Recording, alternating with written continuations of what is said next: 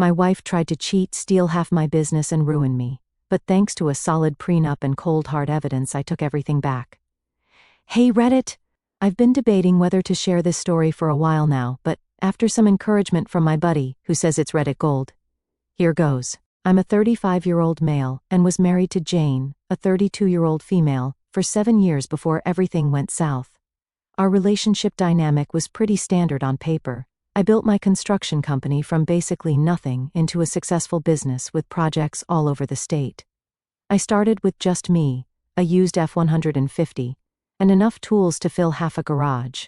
The first few years were brutal, 80-hour weeks, sleeping in the truck sometimes to save on gas, driving between sites, eating whatever while bidding on jobs that would barely cover materials. I'm not trying to flex, but I sacrificed everything to make this happen. I missed my best friend's wedding because we were finishing a commercial project that kept us afloat that year. I worked through pneumonia once because I couldn't afford to lose the client. I reinvested every penny of profit back into better equipment and hiring good people. Meanwhile, Jane didn't work a single day during our marriage, not one. That was our arrangement. You focus on your dreams, babe, and I'll take care of the house. It seemed fair at the time. What taking care of the house actually meant was hiring a cleaning service with my money, ordering takeout 4 nights a week, and occasionally throwing dinner parties for networking that somehow only ever included her friends. The most effort she put into our home was redecorating the living room 3 times in 7 years, because she got bored with the aesthetic. I wanted her to live her best life, so I made sure she had everything: a brand new Audi, a personal trainer, shopping sprees that would make your credit card melt. Meanwhile, I was wearing the same 5 t-shirts on rotation, and driving a car with 100,000 miles because I'm practical. She never stressed about money. And I never complained because I thought, that's what you do when you love someone. Our house was nice, not mansion level, but definitely upper middle class suburban with good schools and all that. We had a dog, no kids. From the outside, we were that couple people probably envied, successful, seemingly happy, with all the trappings of a good life. Jane was that girl who always turned heads, charismatic as hell, could walk into any room and have everyone singing her praises within 5 minutes. I wasn't jealous though, I trusted her completely. I worked late most nights. The company was growing fast, and managing multiple construction sites while dealing with clients, contractors, and city permits is no joke. One night I was at the office around 10 p.m., finishing up some project bids, when my phone buzzed with a text from Brian, a buddy who runs a restaurant downtown. Hey man, is Jane out of town? 'Cause I swear I just saw her at the Orchid with some dude. The Orchid, clearly not the real name, is this fancy restaurant where you drop $300 minimum on dinner. My stomach dropped. Jane had told me she was staying home that night because she wasn't feeling well. I texted Brian back, "You sure it was her?" He replied, "She was literally 2 tables away from me, and they weren't acting like casual friends, if you know what I mean." I tried to tell myself maybe it was nothing, maybe just a cousin or old friend in town, but the next morning, when I casually asked what she did last night, Jane straight up lied to my face. "Oh, nothing, just watched some Netflix and went to bed early, still feeling kind of crappy." That's when I knew something was up.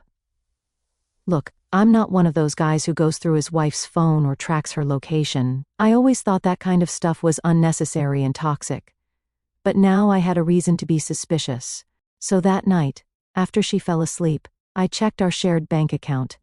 At first, everything seemed normal until I spotted a $2,800 charge at the Orchid from 2 days ago. My heart started racing. $2,800. That's like 3 months of car payments. Jane didn't have her own credit card, we shared one account for everything. So where the hell did this charge come from? I dug deeper. The next day, I grabbed the mail before Jane could see it and found a credit card bill in her name from some bank I'd never even heard of. The balance? Over $15,000 spent in just 6 months. $15,000. That's a used car or a decent home theater setup, gone. She'd opened a secret credit card and was spending like crazy. She wasn't just treating herself. The charges were for hotels, restaurants, and expensive gifts. She was spending it on someone else. Probably buying this dude presents with my hard-earned cash. So I went deeper and checked her phone records next. Not my proudest moment, but when your spouse is lying to your face, the gloves come off. There was this one number that kept showing up, always late at night or random times during the day. The calls were always deleted from her call history. Amateur move, Jane. But they were still there on the phone bill. I called the number when I knew she wouldn't be around, and it went straight to voicemail. "Hey, you've reached Matt. Leave a message." Matt? Who the hell was Matt? I almost left a message saying, "Hey, Matt, this is the guy whose wife you're banging with," but decided to play it smart instead. A quick social media search later, and I found him. Matt Stevens, a corporate attorney at one of the big firms downtown. Good-looking dude. I'll give her that. Their connection wasn't obvious on social media. They weren't even friends on Facebook. But once I knew what to look for, I found a few comment exchanges that were a little too friendly. I could have confronted her right then, but I wanted undeniable proof. Something she couldn't talk her way out of.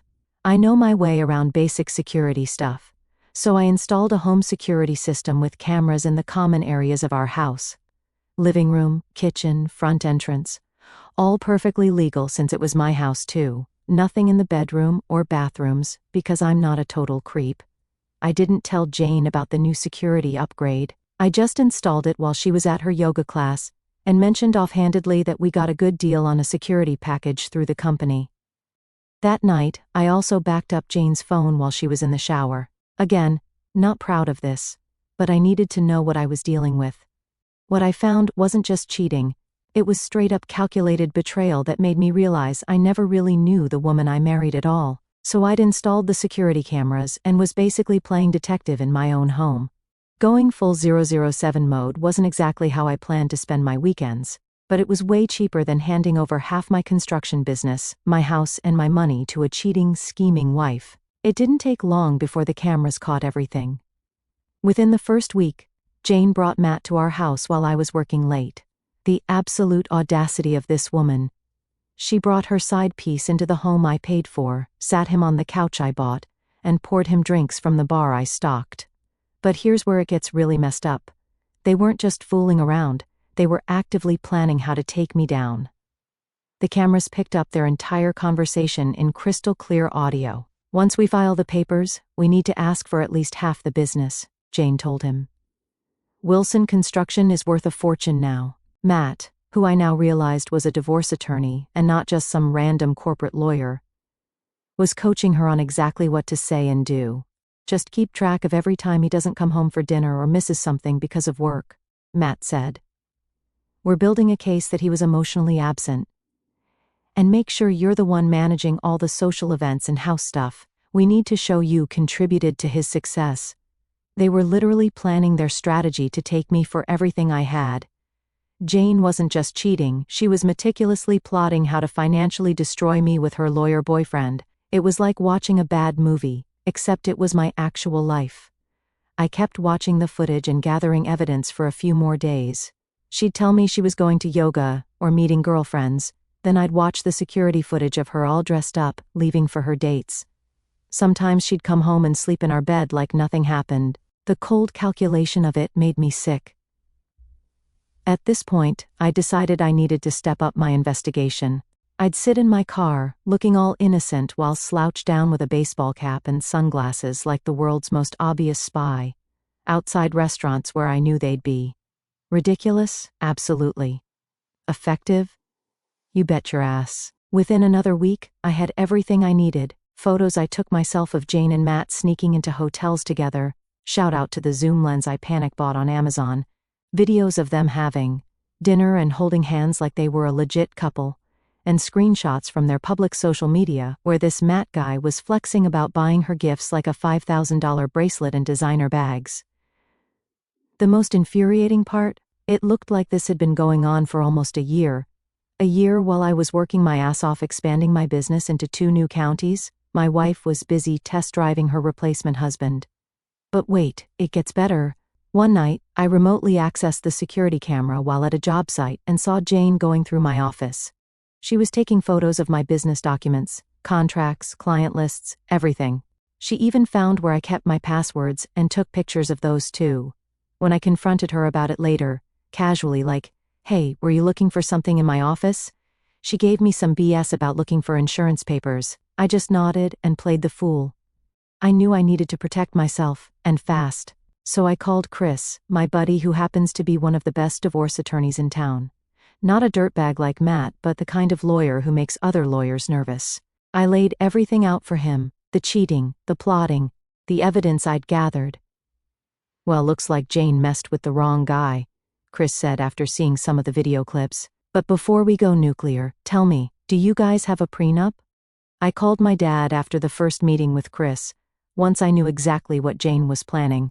My old man is not the "I told you so" type, but man, he earned the right to say it this time. "So," I said after explaining everything, "looks like that prenup you made me get is going to save my ass." There was this long pause on the phone. I could practically hear him trying not to say what he was thinking. "Dad, just say it, you were right." He chuckled, but it wasn't a happy sound. "Son, I've never wanted to be wrong about something so badly in my life." That hit me hard. He wasn't celebrating being right, he was sad that his kid was going through this. Then he switched to full-on dad mode, telling me how he'd gone through something similar with his business partner years ago. Though not with Mom, they're still disgustingly in love after 45 years. The people who try to take what you've built instead of building their own, they're always out there.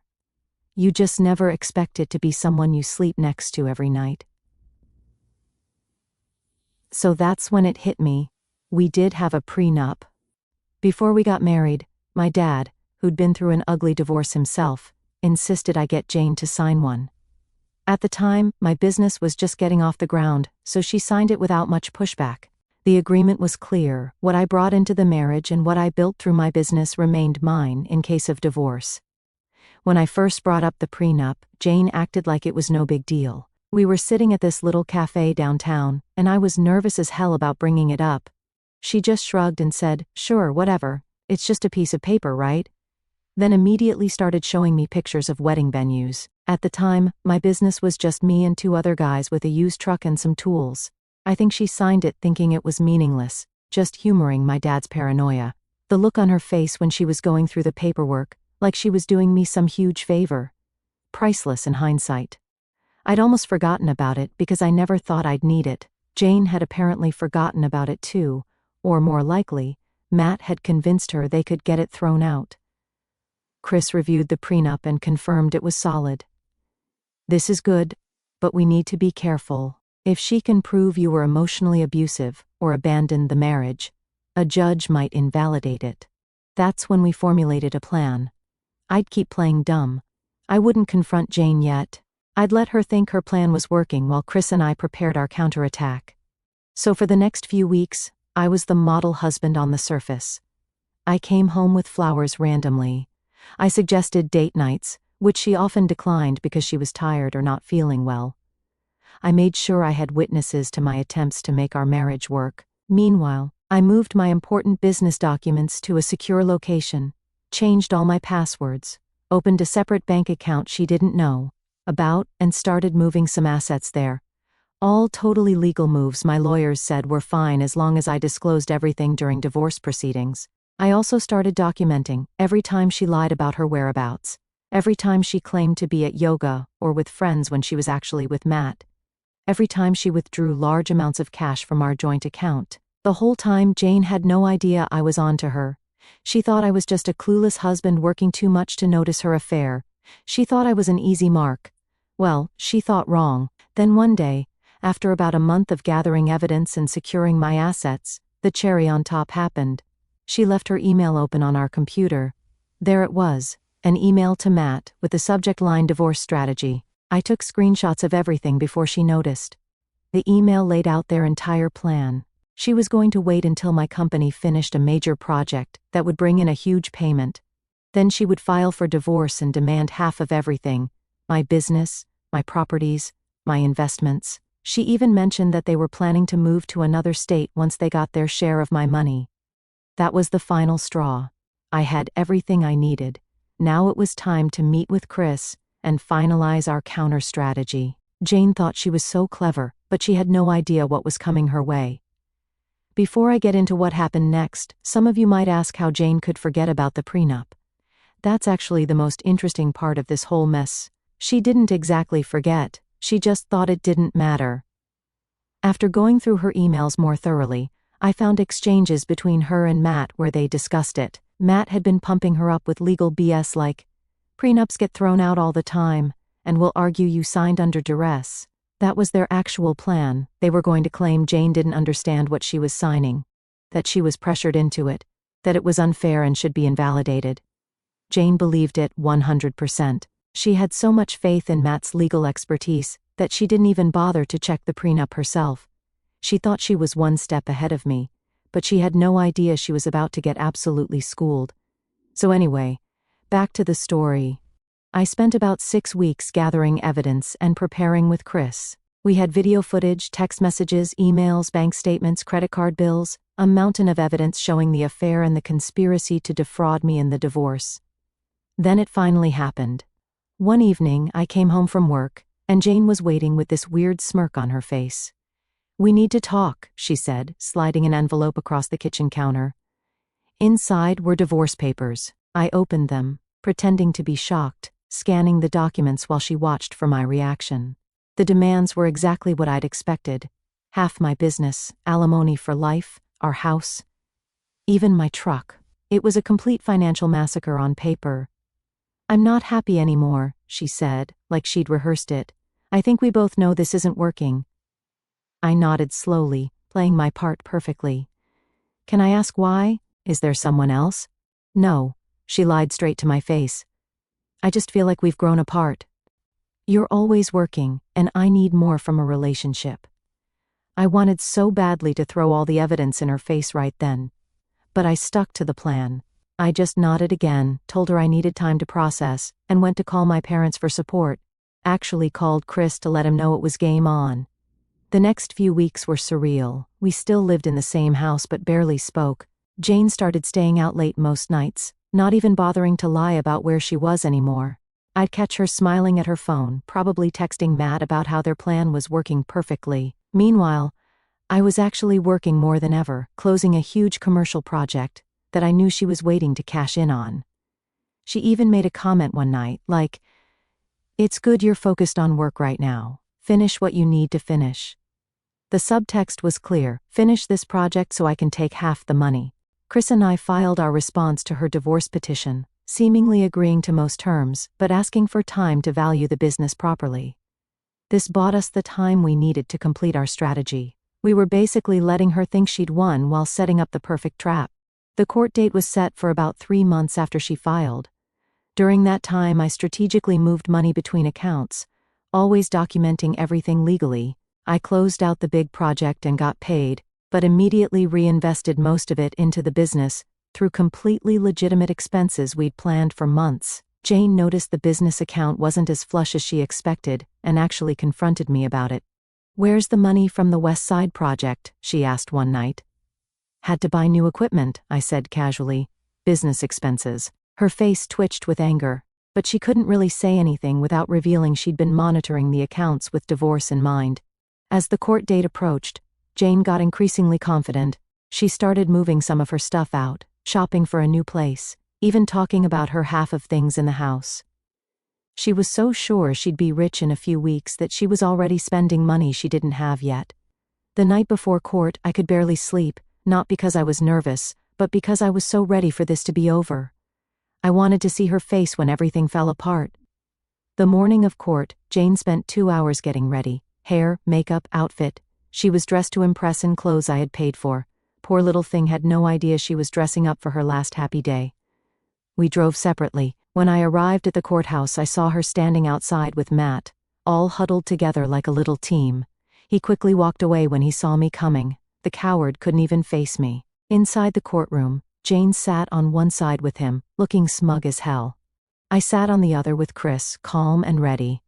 Jane kept glancing over at me with this little smile, probably thinking I was about to lose everything. The judge, an older woman with silver hair and a no-nonsense expression, called the court to order. Matt went first, standing up with this dramatic flair like he was in a TV show. "Your Honor, my client has been left financially stranded due to Mr. Wilson's selfish actions. She dedicated years of her life to supporting this business, only to be cast aside when it became successful." I bit my tongue so hard I probably drew blood. Jane hadn't supported anything. She'd never even visited a job site, didn't know the names of a single one of my employees. But in court, he was painting her as this dedicated business partner who sacrificed everything for my success. How hilarious. Jane gave up career opportunities. She provided emotional support. She maintained the home so that Mr. Wilson could focus on work. The judge listened, occasionally making notes. Then Matt got to the numbers. As head to buy new equipment, I said casually, "Business expenses." Her face twitched with anger, but she couldn't really say anything without revealing she'd been monitoring the accounts with divorce in mind. As the court date approached, Jane got increasingly confident. She started moving some of her stuff out, shopping for a new place, even talking about her half of things in the house. She was so sure she'd be rich in a few weeks that she was already spending money she didn't have yet. The night before court, I could barely sleep. Not because I was nervous, but because I was so ready for this to be over. I wanted to see her face when everything fell apart. The morning of court, Jane spent 2 hours getting ready. Hair, makeup, outfit. She was dressed to impress in clothes I had paid for. Poor little thing had no idea she was dressing up for her last happy day. We drove separately. When I arrived at the courthouse, I saw her standing outside with Matt, all huddled together like a little team. He quickly walked away when he saw me coming. The coward couldn't even face me. Inside the courtroom, Jane sat on one side with him, looking smug as hell. I sat on the other with Chris, calm and ready.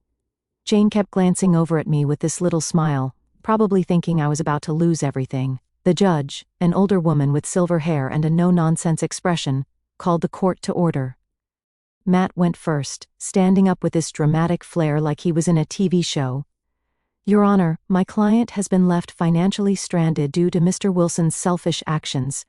She dedicated years of her life to supporting this business, only to be cast aside when it became successful." I bit my tongue so hard I probably drew blood. Jane hadn't supported anything. She'd never even visited a job site, didn't know the names of a single one of my employees. But in court, he was painting her as this dedicated business partner who sacrificed everything for my success. How hilarious. Jane gave up career opportunities. She provided emotional support. She maintained the home so that Mr. Wilson could focus on work. The judge listened, occasionally making notes. Then Matt got to the numbers. As compensation for her contributions to the marriage, my client is requesting half of Wilson Construction, valued at approximately $4,200,000. Additionally, the marital home, valued at $850,000, monthly alimony of $11,200, and various other assets, including investment accounts. Jane nodded along, looking at the judge expectantly. The total package would have effectively bankrupted me and destroyed everything I'd spent my life building. Matt finished with a flourish, like he'd just proven gravity or something. "Your Honor, my client simply wants what's fair after 7 years of partnership." The judge turned to Chris. "Counsel for the respondent, your statement." The bomb was about to drop, and Jane had no idea what was coming. The courtroom was dead silent as Chris stood up. Jane was still smirking, mentally spending my money already. Matt stood beside her, looking like a shark in an expensive suit. Chris started flipping casually through his file. Then, in the most calm, professional voice, he addressed the judge about some information that was left out of Matt's presentation. The judge nodded for him to proceed. That's when Chris pulled out our prenuptial agreement. He placed it in front of the judge, who started reviewing it. Jane's face went from smug to confused in about 2 seconds. I could see Matt whispering frantically to her, but Chris wasn't done. He mentioned that we had evidence not only of infidelity but of conspiracy to defraud. The judge looked interested, and Jane looked like she was about to lose it. That's when Chris pulled out the USB drive with all our evidence. The judge allowed the evidence to be presented as the court clerk set up the video monitor. Jane's face went from confused to panicked. She kept shaking her head and tried to object, saying it was private. The judge shut her down immediately. Then the video started playing. First, Jane and Matt in our living room, discussing how to get half my business. Then Jane taking photos of my confidential business documents. Then more clips of them plotting how to invalidate the prenup. The courtroom was so quiet you could hear a pin drop. With each new clip, Jane sank lower in her chair. Matt's face went from confident to horrified. The judge's expression went from neutral to disgusted, which was a great sign. By the time the evidence presentation was done, Jane was practically hyperventilating, and Matt looked like he was about to throw up. The judge asked Matt if he had any response to this evidence. This is where it got really good. Matt closed his briefcase and told the court his client would be withdrawing her financial claims. Just like that, Jane turned to him in horror, but he wouldn't even look at her. Oh dear, nothing sucks more than your boyfriend bailing in the courtroom. May God help you recover, Jane. She tried to speak, saying they could still invalidate the prenup, but Matt cut her off. With the evidence presented, he knew they didn't stand a chance. The judge had seen enough, and was clearly not sympathetic to Jane's case. The judge's ruling was swift and brutal, all financial claims dismissed, prenuptial agreement upheld, divorce granted on grounds of adultery. Jane would walk away with only what the prenup specified, basically her personal belongings and a small settlement that wouldn't even cover a year's worth of her shopping habits. When the gavel came down, Jane sat there stunned, like she couldn't process what had just happened. All those months of planning, scheming, and cheating, and in less than an hour it was all over. She didn't get my business, my house, or the alimony she was counting on, nothing. As Thanos would say, all that for a drop of blood, except in Jane's case, she didn't even get that. I walked out of that courtroom like a boss. Jane tried to catch up with me in the hallway, tears streaking her makeup, wanting to explain everything. I just kept walking. There was nothing left to say. The aftermath was pretty straightforward. Jane had 2 weeks to move her stuff out of the house. She tried calling me multiple times, switching between crying, apologizing, and threatening me. I blocked her number after the first day when she came to get her things. I made sure to have a couple of friends there as witnesses. She looked terrible, like she hadn't slept in days. Part of me almost felt sorry for her. But then I remembered all the plotting to take everything from me, and any sympathy evaporated. I spent years of my life with that woman, gave her everything, made sure to keep her comfortable, gave her the love, the care, the gifts, everything a good husband would do. But the moment she decided to disrespect me, disrespect my hard work, she was dead to me. She took her clothes, jewelry, and personal items. She left with about 5 suitcases and a couple of boxes, a far cry from the millions she thought she'd be getting. The funniest part? She had already put a deposit down on a luxury condo, assuming she'd have plenty of money after the divorce. She lost that deposit, of course. She also had racked up massive credit card debt shopping for her new life, all of which was legally her responsibility. As for Matt, it turns out his law firm wasn't too happy when they found out he had been helping a client plan to defraud her spouse. Well, yeah, banging the client too. Chris made sure to send the evidence to the State Bar Association, and last I checked, Matt was facing an ethics investigation. Couldn't have happened to a nicer guy. The whole experience changed me, not going to lie. I'm more cautious now, more guarded with who I trust. But my business is doing better than ever. After the divorce was finalized, I threw my whole focus into work, secured some major new contracts, and expanded into commercial development. I sold our house, couldn't stand to live there anymore with all those memories, and bought a smaller place closer to my main office. It's not as fancy, but it's mine. Some friends tried to set me up on dates a few months later. I went on a couple, but I wasn't into it. Trust isn't something I give easily anymore. Maybe someday, but for now, I'm good with focusing on myself and my business. Actually, I'm pretty damn good. Oh, and I got a dog, named him Pickle. He wasn't a planned addition to my life.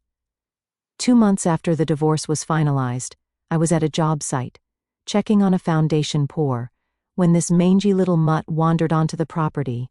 He was this weird greenish-brown color from rolling in God knows what, skinny as hell.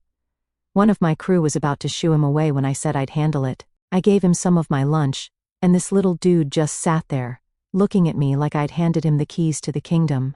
No collar, no chip when I took him to the vet later, and covered in these weird stains that looked like pickle juice, hence the name. Turned out to be some kind of algae from the creek behind the construction site. They eventually wore off, but the name stuck.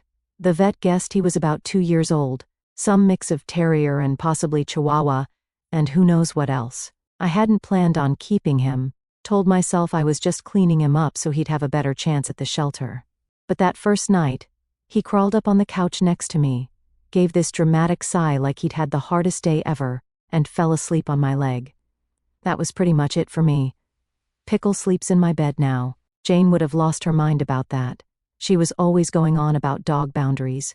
He comes to work with me most days, riding shotgun in the truck with his head out the window like he owns the road. The clients love him. especially since he's got this weird talent for finding lost tools on job sites. Seriously, the little dude has saved us hours of searching for drop screws and misplaced measuring tapes. The best part about Pickle, though? He's got zero interest in my bank account. After years of trying to keep up with Jane, there's something refreshing about a relationship where success is measured in belly rubs and tennis balls. Jane tried to reach out 3 months after everything, sending a long email about how she'd changed and realized what she lost. I didn't respond. Some things can't be fixed, and some bridges stay burned for good reason. It's been about 6 months now since the divorce was finalized. I still hear about Jane occasionally through mutual friends. She moved back in with her parents for a while, then got some job at a boutique, a far cry from the wealthy divorcee lifestyle she thought she'd be living. As for me, life goes on. I'm thinking about taking a vacation for the first time in years, somewhere with beaches and no cell service. Update for Reddit, it's been a while. A bunch of you asked for an update, so here it is. It's been 1.5 years since the divorce now, and I figured I'd share where things stand today. First off, my business has actually grown like crazy since all this went down. It's like, once I didn't have Jane draining my bank accounts and mental energy, I could really focus on what matters. We've expanded into 3 new counties, and even opened a second office. I've got almost 40 employees now, and we're booked solid with projects for the next 1.5 years. The revenge part of this story isn't over, though. Remember how I mentioned that my lawyer, Chris, sent evidence to the State Bar Association about Matt's ethics? Well, it turns out helping your girlfriend plan to defraud her husband while sleeping with her doesn't look good to the bar. After a lengthy investigation, Matt got his license suspended for 18 months. No idea how he's paying his bills now, but that's not my problem. As for Jane, I've mostly heard things through the grapevine. After moving back with her parents, she apparently tried to reinvent herself as some kind of social media influencer. She started an Instagram account, trying to promote boutiques and local businesses. Last I checked, she had maybe 2,000 followers and was desperately trying to get free stuff in exchange for exposure. Pretty sad for someone who used to drop thousands on shopping sprees without thinking. One of the most satisfying developments came through a mutual friend, who told me Jane and Matt had tried to rekindle things after all the legal dust settled. They moved in together in some crappy apartment, but it only lasted about 3 months before they had a massive blowout. Turns out, when there's no money, their perfect relationship wasn't so perfect after all. Matt apparently cheated on her, shocking I know, with some paralegal from his old firm. Poetry in motion. Last month, I finally took that beach vacation I mentioned in my last post.